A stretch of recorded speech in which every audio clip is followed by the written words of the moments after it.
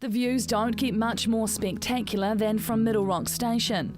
An hour's drive west of Christchurch, Middle Rock nestles in the Rakaia Gorge, with panoramic views of the Mount Hutt Range. It's been in the Nell family since its creation, with owners Lynn and Bruce Nell currently running the farm with daughter Charlotte and her husband Vince. This is the high country at its most authentic. Hardly surprising that Lynn made the decision to open the farm to visitors. We were farming, and even though I was helping Bruce, I think I just needed more stimulation. People came in wanting to look at gardens. That lasted a couple of years, and I could see that that market was more than satisfied, and we needed to have a point of difference. So that's when we began offering the farm tour. The farm tours are personalised for each group of visitors and range from short coach tours with morning or afternoon teas through to 3-hour-long explorations of the farm, including lunch at the homestead with the family provided. This group of mainland Chinese visitors are being taken on an extended tour of the farm, including sheepdog mustering. Daughter Charlotte explains how sheepdogs are used on the farm. We don't like to use dogs too much because we don't want to stress the sheep too much. But I will show you how I use the dogs and how the sheep respond to them. But fingers crossed, huh? We'll see how it goes. You never know. Once the party has disembarked from the coach, Charlotte takes the time to introduce the dogs to the visitors. A heading dog. A heading dog is not supposed to bark. It's supposed to be supposed to. But they move the sheep by looking at them. The dog becomes ready for work and really good at work by about 3 years old or 4 years old maybe. Before that, too young. Introductions over, Charlotte sets the dogs to work mustering the sheep. The dogs may understand the commands. The sheep, however, aren't always so sure. Despite Charlotte's commands and whistles, the visitors get to see firsthand how unpredictable sheep herding really can be. It is, however, an unrehearsed and realistic slice of high country life. We do pride ourselves on, number one, we are a working farm, and I think that's why people enjoy coming to visit Middle Rock, is that they see a true farming family going about their daily life. Of course we have to make allowances to have them there, and we might rearrange some activities, but no, we try and keep it as authentic as possible, because it's easier that way. The tour resumes with the next stop being a herd of sheep. Middle Rock Station farms over 7,000 sheep, producing fine wool for the apparel trade and export lamb for international meat markets. In this paddock are 600 sheep, all about to be captured on camera. This is called a mob. A mob of sheep is a group of sheep. And these are the oldest mothers. Oh, yeah. So they are, there's just a few of the fathers left. Yeah. See the black face ones in the front, and see them sniffing one of the white mothers? Yeah. That is because she is still ready to mate. So the rest of them have probably been mated with, so they have lambs in their bellies. Yeah.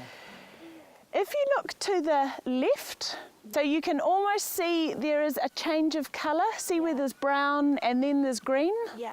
That is where the fence is, that every day it is an electric fence that I move about 10 metres. And then I open the gate and let the sheep on to have some more food. The cameras record every sheep and every site. My mother started this business off as garden tours. She had developed this garden over the years, and people wanted to come in and they wanted to buy plants, so that just evolved. And then increasingly I said, well, while we're here, could we go out on the farm? And then all of a sudden the bookings started coming. The garden's lovely, Lynn, but could we go on the farm? And so I think they really want to see how farming operates, where their food's coming from, and what our lives are like. Charlotte provides a full commentary on all aspects of high country station life. It's information that visitors seem keen to hear. And despite the occasional language barrier, they continually ask questions about life in the remote and beautiful setting.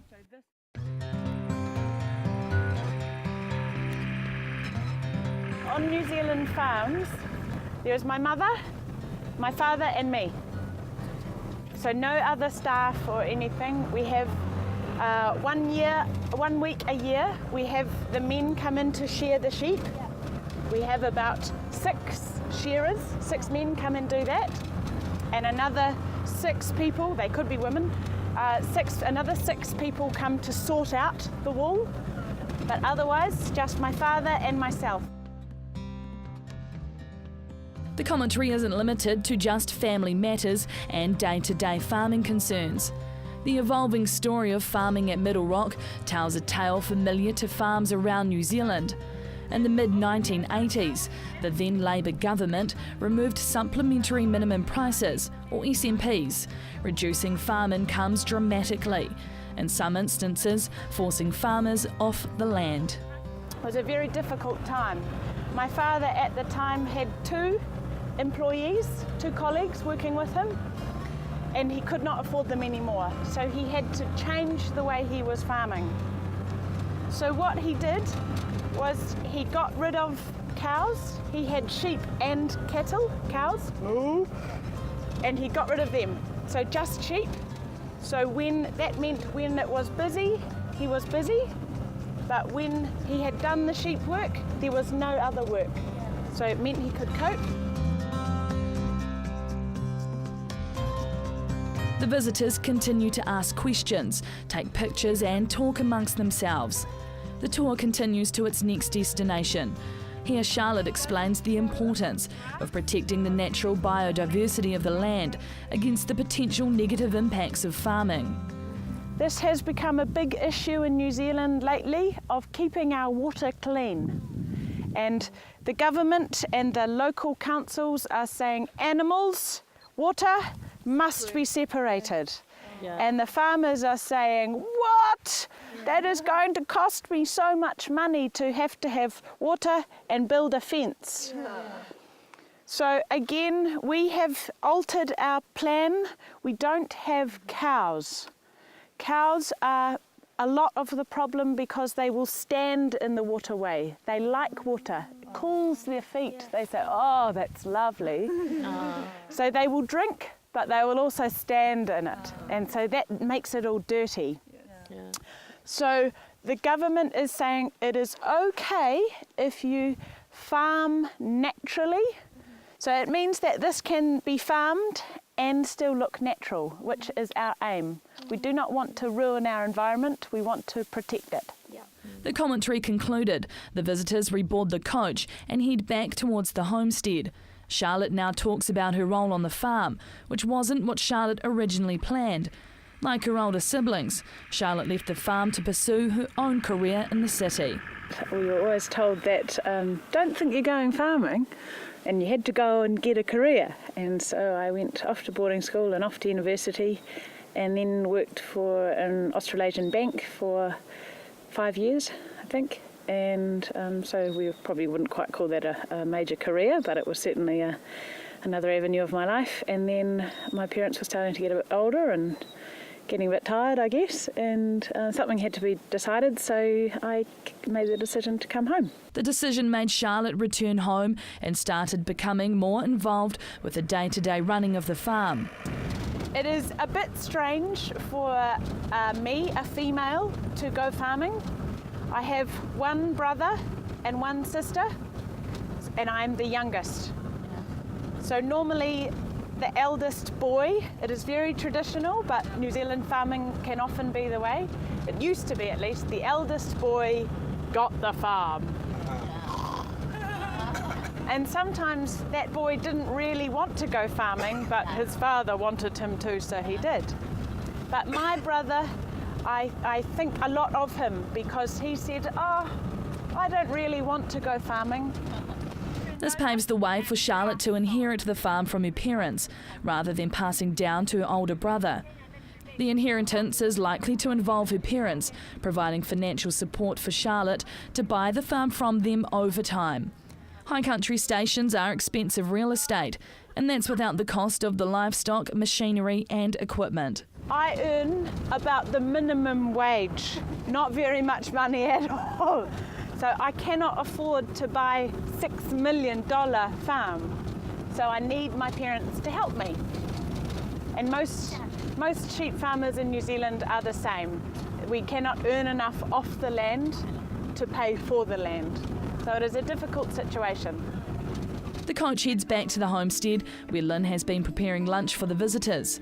Unlike many farm tours, the Nells welcome visitors into their home and share lunch with them. Husband Bruce has been barbecuing the lamb, and Lynn serves drinks to the visitors as they take in the sights of Mount Hutt and the homestead garden. When the lamb is finished, the guests are invited to take their seats at the family dinner table. Please. Thank you. Yum. So this is lamb, Please. and this is salmon, and I'm just explaining to you, you can catch salmon on our property. Oh, you Can, yes. So these are both local foods. Potatoes are homegrown, and if it wasn't winter, I could probably grow the lettuce too. And this is just a bean salad. So help yourselves and just spread yourselves around the table. If you leave a gap for us to sit. No rules. The Nells sit down to enjoy lunch with their guests and answer their questions about life on a high country station. The wine and conversation flows freely, and guests help themselves to second portions of Lynn's food. The Nells believe the experience they're offering has real appeal for urbanites, separated from the healthy air, expansive landscapes, and simple way of life they live. Maybe it's trendy or it's generally healthy, but they want to understand that the food that they're eating is sustainable and see that the animals are being well cared for and that we are doing the right thing for the environment and the animal. So The farm tour provides an additional revenue stream for the Nells, but money hasn't been the sole motivator for Lynn. It's our travel fund, it's our discretionary spending fund, it is very important. But that didn't necessarily drive me into tourism in the first place. The farm was viable. oh, and it still is. I mean, it's really an interest factor for us. It's a way of showcasing what we do because we're proud of it, and there's an interest factor out there. This small herd were all once lambs without mothers, who were hand-raised, making them used to being fed and patted by people. It's clear the visitors have enjoyed their experience, and if not about the money, then what do Lynn and Charlotte now get out of the farm tours? Especially having gone away, and I've lived in cities and done other things, and I came back as a single female as well, and farming is a wonderful way of life, but it's fairly insular. You'll be out in the paddocks or mustering blocks or whatever. You might have a few dogs around you, but there's not many other people, and so to have groups of people coming in, and they're on holiday, so they're relaxed, they're not stressed at all, they're in a wonderful environment, and I get to hear about their world as well as sharing the great things about mine. So I often think we gain just as much, if not more, than they do. I think it's very important to hear their comments environmentally. It reinforces what we're being told. We're seeing it straight from the mouths of those people who are consuming our products, how important that message is. And I think it's made us very keen to reinforce that message personally here. We try and talk about wool and the importance of wool, and I'm constantly shocked at how little they know about wool. And basically, we are ambassadors in a way, in a very minor way, for the farming industry, and we're very conscious of that.